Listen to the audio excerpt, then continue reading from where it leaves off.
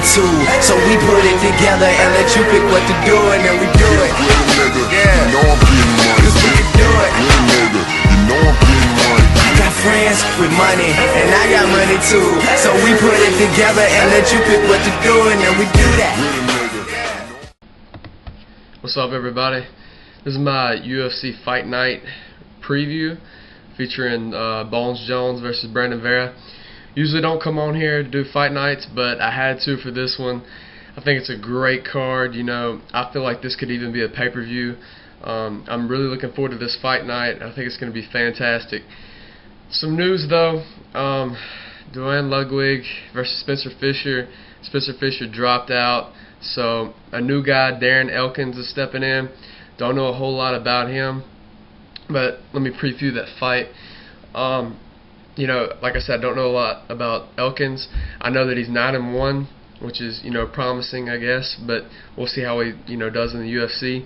You know, his first fight's against a tough guy, Duane Ludwig. You know, Ludwig's coming off the Jim Miller loss. You know, I was really excited to see Ludwig and Fisher. I thought that was going to be excellent, you know, but what can you do, you know? What can I say? Injuries just keep piling up for the UFC, and it's very unfortunate.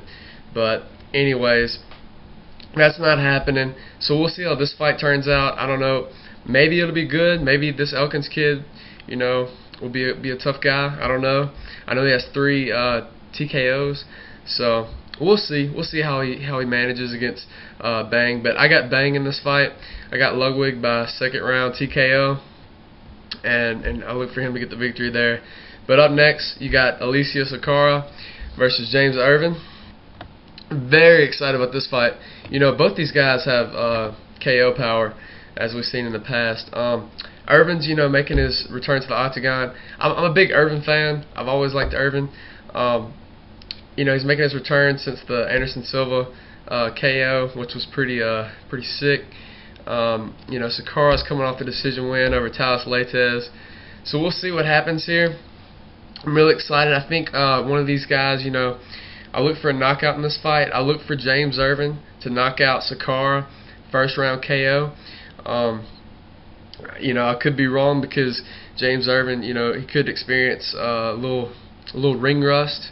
You know, it's been a while since he's been in there, so we'll see. We'll see what happens. But I look for that to be a good one. Anyways, up next you got Czech Congo versus Paul Boentello. Both guys suffered losses at 107. You know, Boentello is coming off the Stefan Struve loss, while Congo is coming off the Frank Mir loss. Czech Congo needs a win bad. You know, he's lost 2 in a row. You know, he's lost to two good guys. You know, Kane and Frank Mir. So, you know, he just really needs a victory if he wants to get back in the title hunt, which is, you know, his ultimate goal. Somebody's gonna get knocked out in this one, fellas. You know, I think it'll be Boentello. I think you know, they're gonna come out there and start banging, which is, you know, what I'm hoping for. And I think they will not disappoint. I think Congo has too much power for Boentello. We'll see what happens though. I look for that to be a pretty good stand-up war and a lot of fun. But I got Czech Congo by 2nd round KO. But up next, yeah, I got a lot of finishes on this card because a lot of fun fights on this card. A lot of fights, you know, a lot of exciting matchups and a lot of good matchups with fight styles. So I got a lot of finishes in this preview, just letting you know.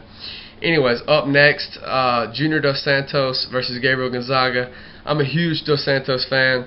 You know, watching this guy every time, he looks better and better, and this fight is going to be a barn burner. You know, I think Dos Santos is going to be a world champ one day. I really do. I feel the same about Velasquez. You know, the heavyweight division is very stacked, and it's very exciting, and you know, Junior Dos Santos is a big part of that. Is a big reason for that. But anyways, you know, everybody, you know, Gabriel Gonzaga has the huge highlight knockout over Krokop. You know, that kind of put him on the map. And Junior Dos Santos has beat Krokop as well, and then has beaten some other guys. Beaten Gilbert Alvel was his last fight. which was a fantastic KO. But anyways, I see Gonzaga taking this one to the ground. Dos Santos has an well-rounded game. You haven't seen a lot of his ground game because he's been knocking guys out. But what I've been hearing, what you hear is he has a great, ground game. He works with Nogueira, So, I think Gonzaga, Gonzaga has a really good ground game. I think Gonzaga's gonna use his jiu-jitsu, try to win this fight. But I don't think it's going to work out for him. I think Dos Santos is going to, show in this fight that he has a lot of ground game. So I think they're going to eventually, end up banging.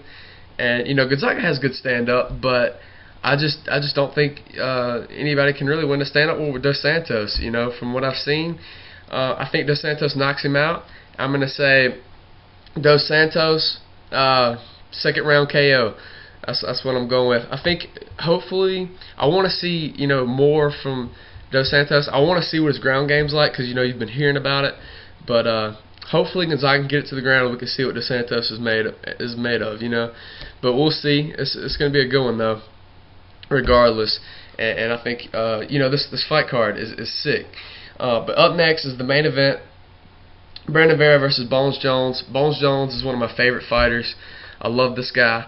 He's so nasty, and it's just so fun to watch him. But anyways, he's coming off the DQ against Matt Hamill, which I do not want to talk about because it pissed me off so bad.